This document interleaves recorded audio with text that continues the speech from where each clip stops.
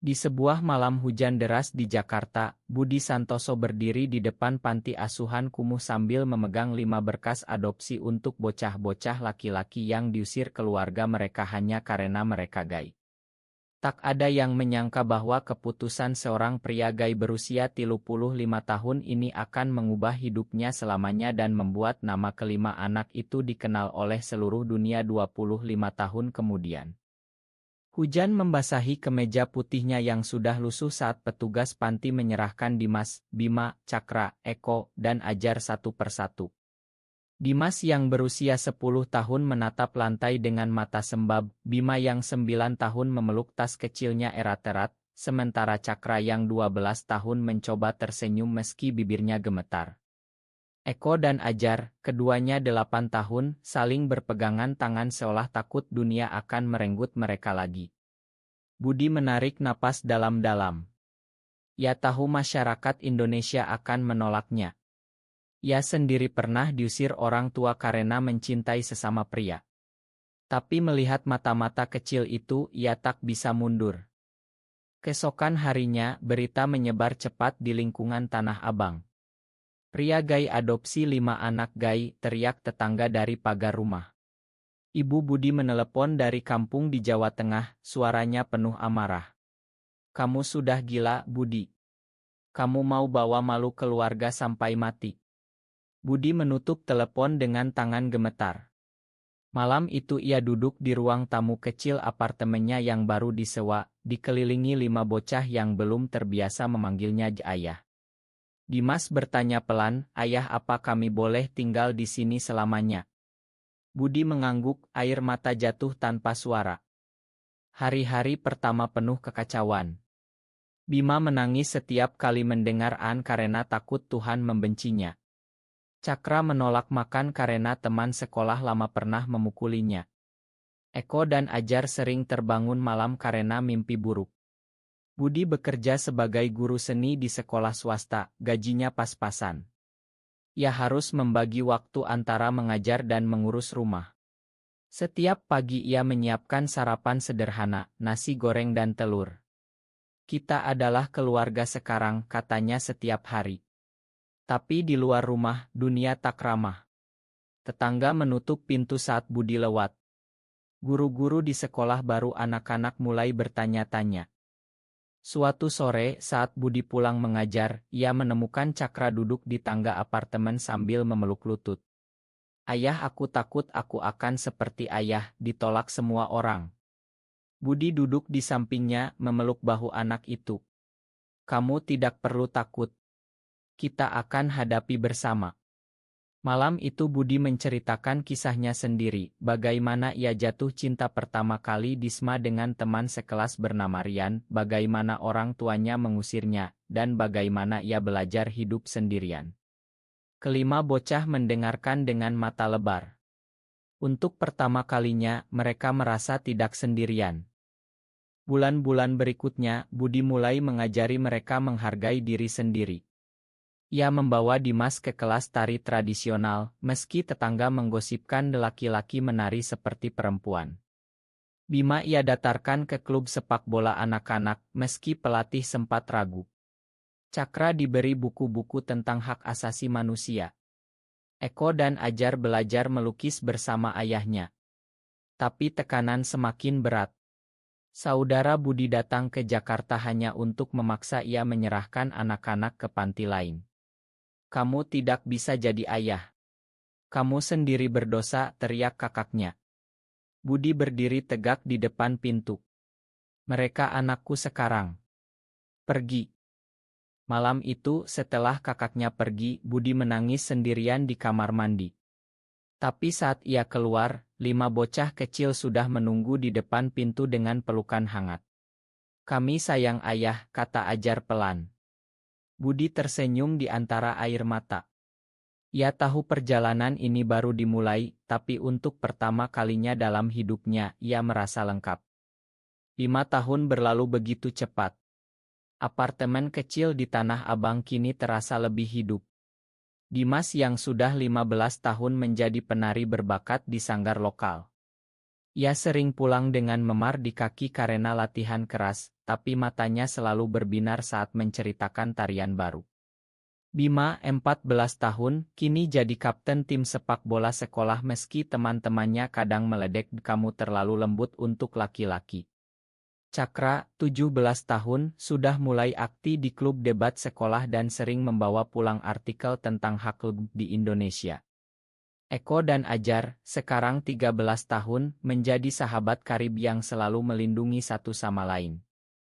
Budi kini berusia 40 tahun. Rambutnya mulai beruban tapi senyumnya semakin tenang. Ia masih mengajar seni, tapi kini juga membuka kelas priat untuk anak-anak dari keluarga kurang mampu. Suatu hari, di sekolah, ia bertemu lagi dengan Rian, cinta pertamanya dulu di SMA. Rian kini menjadi guru matematika di sekolah yang sama.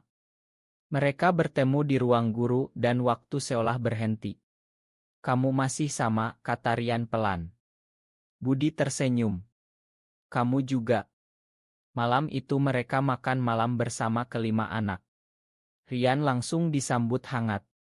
Dimas bahkan berbisik ke Budi, ayah, dia baik sekali. Tapi kebahagiaan tak bertahan lama. Berita tentang keluarga Budi menyebar ke media sosial. Akun-akun konserati mulai menyerang. Pria gay merusak anak-anak bangsa, tulis salah satu komentar. Budi menerima telepon ancaman. Suatu malam, saat mereka sedang makan malam, seseorang melempar batu ke jendela apartemen. Kaca pecah, pecahan mengenai lengan Bima. Anak-anak ketakutan. Budi memeluk mereka semua. Kita tidak akan lari, katanya tegas. Keesokan harinya, Budi membawa anak-anak ke pengadilan untuk mengurus dokumen adopsi permanen. Prosesnya panjang dan mahal. Pengacara yang ia sewa sempat ragu. Pak Budi, di Indonesia ini sulit. Masyarakat belum siap. Tapi Budi tak menyerah. Ia menjual mobil lamanya untuk biaya pengacara. Rian ikut membantu, sering datang malam-malam untuk mengajar anak-anak dan mendampingi Budi. Perlahan hubungan Budi dan Rian tumbuh. Mereka tak pernah menunjukkan kemesraan di depan anak-anak, tapi pelukan hangat saat anak-anak sudah tidur membuat Budi merasa hidup lagi. Di sekolah, Cakra mulai mengalami bullying berat. Teman-temannya menemukan foto lama Budi dengan Rian. Mereka mengejek Cakra, anak gay. Cakra pulang dengan mata bengkak. Malam itu ia menangis di pelukan Budi. Ayah, kenapa dunia membenci kita? Budi menjawab pelan, karena mereka takut pada yang berbeda. Tapi kita akan buktikan mereka salah. Keesokan harinya, Budi pergi ke sekolah dan berbicara langsung dengan kepala sekolah. Ia tak takut lagi. Dimas menang kompetisi tari nasional pertama kalinya. Saat naik panggung menerima piala, ia menyebut nama Budi di depan ratusan penonton. Ayahku yang mengajarkanku untuk berani jadi diri sendiri. Televisi lokal menyiarkan momen itu. Untuk pertama kalinya ada sinar harapan di tengah badai. Tapi Budi tahu badai yang lebih besar masih menunggu. 10 tahun setelah adopsi, anak-anak sudah remaja dewasa. Cakra, 22 tahun, kuliah hukum di Universitas Indonesia. Ia aktif di organisasi hak asasi manusia dan sering pulang larut malam dengan wajah lelah tapi penuh semangat. Ayah, aku ingin ubah undang-undang ini suatu hari, katanya. Budi hanya tersenyum bangga. Bima, 19 tahun, mendapat beasiswa sepak bola ke Universitas di Bandung. Ia sering menelepon Budi sambil menangis karena rindu rumah. Dimas, 20 tahun, sudah jadi penari profesional dan mulai mengajar anak-anak di sanggar. Eko dan Ajar, 18 tahun, baru lulus SMA dan membantu Budi mengelola usaha kecil jualan online lukisan. Rian kini tinggal bersama mereka. Ia dan Budi memutuskan untuk menjalani hidup bersama secara sederhana. Tak ada upacara besar, hanya makan malam keluarga dengan lilin dan tawa anak-anak. Kalian adalah alasan kami bertahan, kata Rian suatu malam.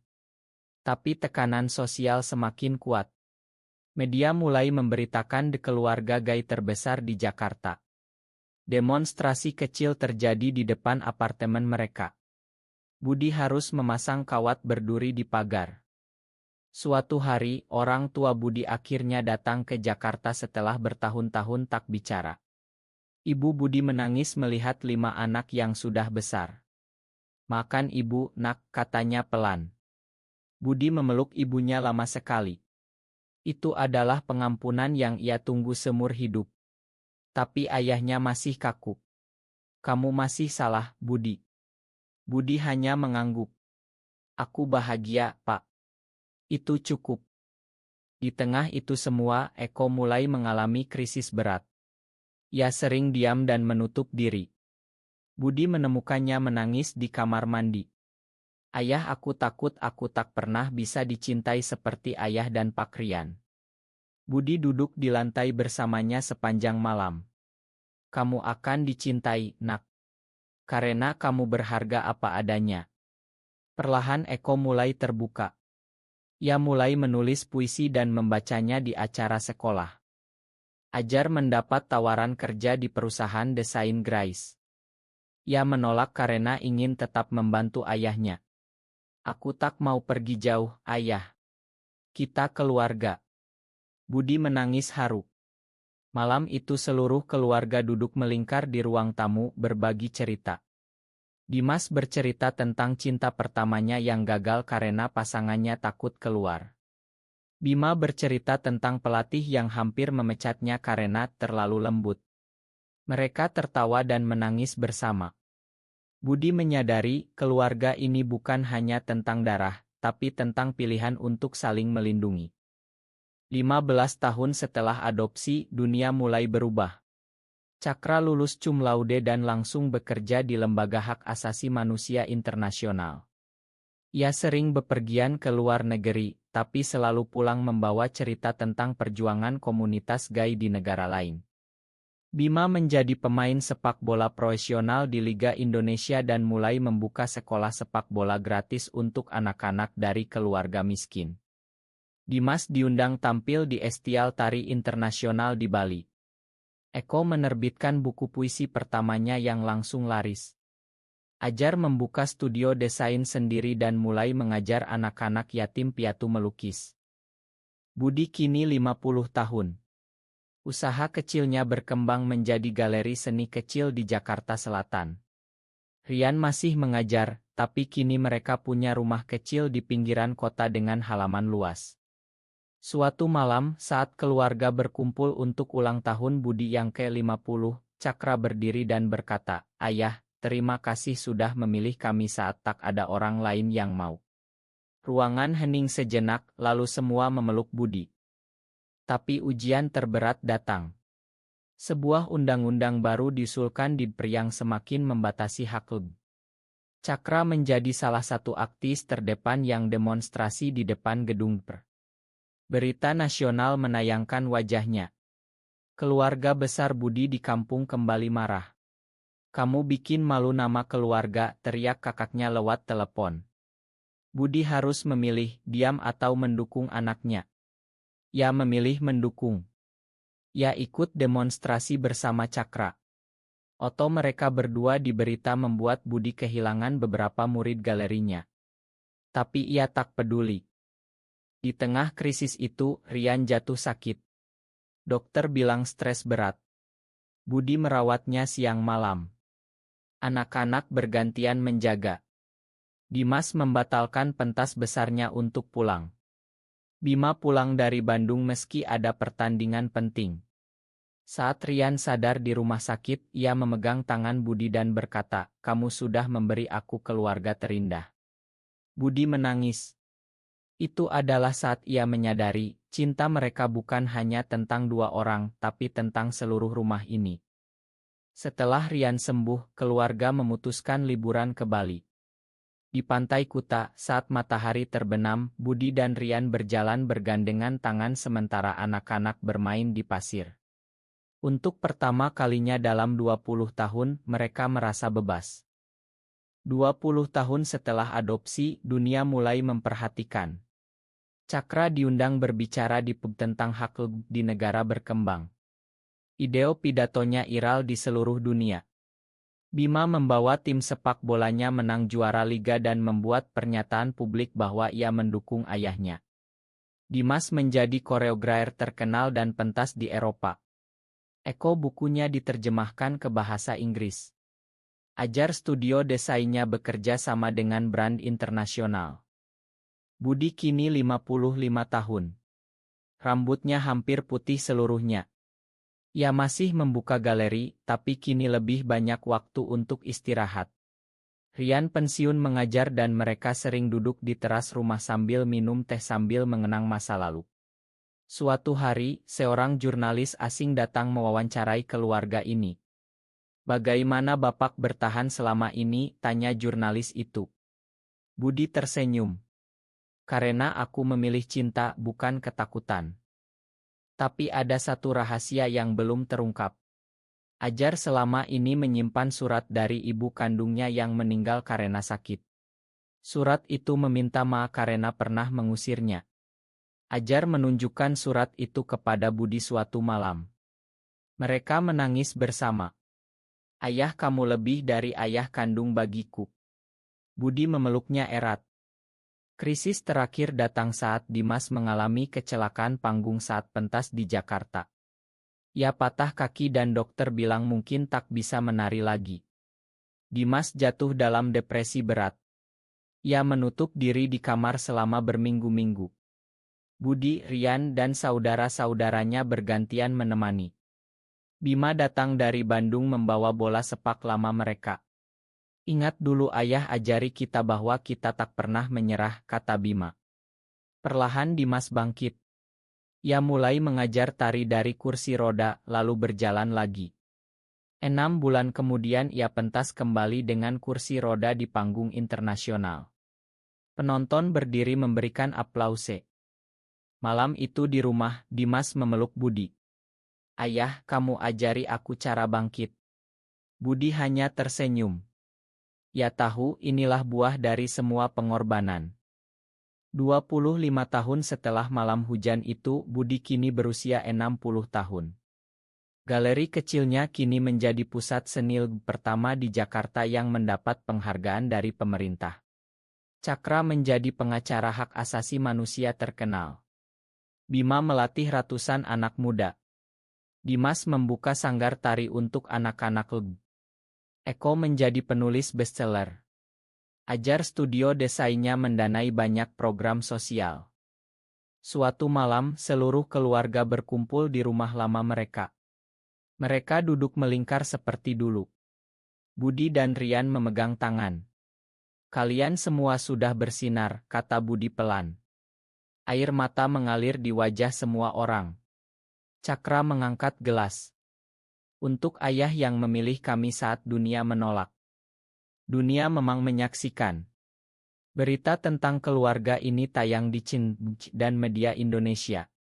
Banyak orang yang dulu menolak kini mengirim pesan maaf. Tapi Budi tak peduli lagi.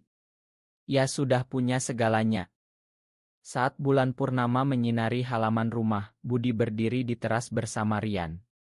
Mereka memandang 5 anak yang kini sudah dewasa sedang tertawa bersama. "Kita berhasil, sayang," bisik Rian. Budi mengangguk. "Kita berhasil." Apakah benar bahwa sebuah keluarga yang dibangun atas dasar cinta dan penerimaan akan selalu menang melawan segala bentuk penolakan masyarakat? Benar atau salah?